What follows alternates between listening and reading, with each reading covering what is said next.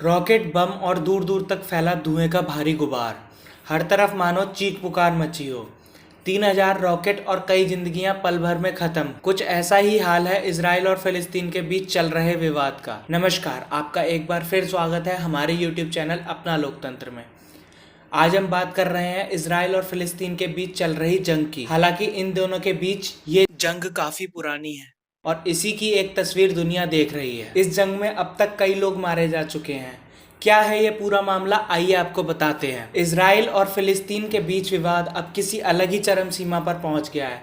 न इजराइल पीछे हटने को तैयार है, न फिलिस्तीन हार मान रहा है। दरअसल पिछले शुक्रवार को इन दोनों के बीच एक जंग की शुरुआत हुई और सोमवार आते आते इसने बड़ा रूप ले लिया। हमास ने इजराइल पर करीब 3,000 से ज्यादा रॉकेट गिराए हैं, जिसमें कई इजरायली की मौत हो गई। जिसके बाद इजरायली एयरफोर्स ने फिलिस्तीन में एयर स्ट्राइक कर दिया, जिसमें कई लोगों को अपनी जान गंवानी पड़ी। इजरायली डिफेंस मिनिस्टर की माने तो उन्होंने अब तक हमास के 6 कमांडर मार गिराए हैं। इससे जुड़े कई वीडियो और तस्वीरें भी इंटरनेट पर वायरल हो रही हैं। फिलिस्तीन का आतंकी संगठन हमास लगातार इजराइल पर हमले की धमकी देता रहा है। इस हमले में मारे गए लोगों में भारतीय महिला भी शामिल हैं।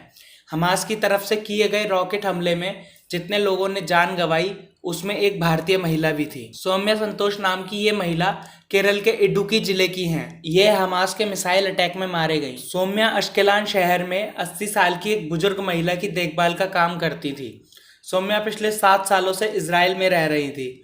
उनका 9 साल का बेटा है जो पति के पास इडुक्की में रहता है। क्या है ये विवाद और कितना पुराना है, आइए आपको समझाते हैं। दरअसल इजराइल और फिलिस्तीन के बीच विवाद पिछले कई सालों से चला आ रहा है और समय समय पर इसका नतीजा दुनिया देखती रहती है। इजराइल और फिलिस्तीन के बीच विवाद काफी पुराना है। इजराइल में रह रहे यहूदियों का मानना है कि ये जमीन उनकी है। वहीं फिलिस्तीनी लोगों का कहना है कि वे हमेशा से यहाँ के मुख्य निवासी हैं, इसलिए इस जगह पर उनका अधिकार है और इसे लेकर ही यह विवाद खड़ा हुआ है। इस विवाद के चलते कई बार इजराइल में रह रहे यहूदियों पर अत्याचार किया गया है। उन्हें उनकी जमीन से निकालने की भी कोशिश की गई। नाजियों के हाथों नरसंहार से बचने के लिए लाखों यहूदी फिलिस्तीन पहुंचे, लेकिन उनकी बढ़ती संख्या से फिलिस्तीनियों को दिक्कत होने लगी और वो लगातार यहूदियों को परेशान करने लगे और उस जमीन से बाहर करने लगे, जिसे लेकर एक फैसला लिया गया जहां उस इलाके को यहूदी और अरब देशों में बांट दिया गया। लेकिन बात यहीं खत्म नहीं हुई, यहाँ असली विवाद की शुरुआत हुई। 4 मई 1948 को यहूदियों का देश इजराइल बना, लेकिन अरब देशों को इससे परेशानी होनी शुरू हो गई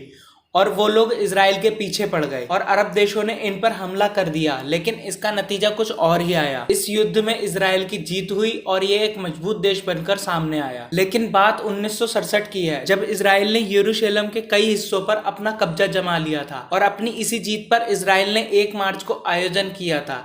लेकिन इसी बीच फिलिस्तीन चरमपंथियों ने हमला कर दिया था और एक बड़ी हिंसा भड़क उठी जो आज तक चली आ रही है। तब से लेकर आज तक ये विवाद सिर्फ बढ़ा। कई बार इसके बीच शांति कायम करने की कोशिश की गई, लेकिन कुछ खास कामयाबी नहीं मिली। फिलहाल के लिए इस वीडियो में इतना ही।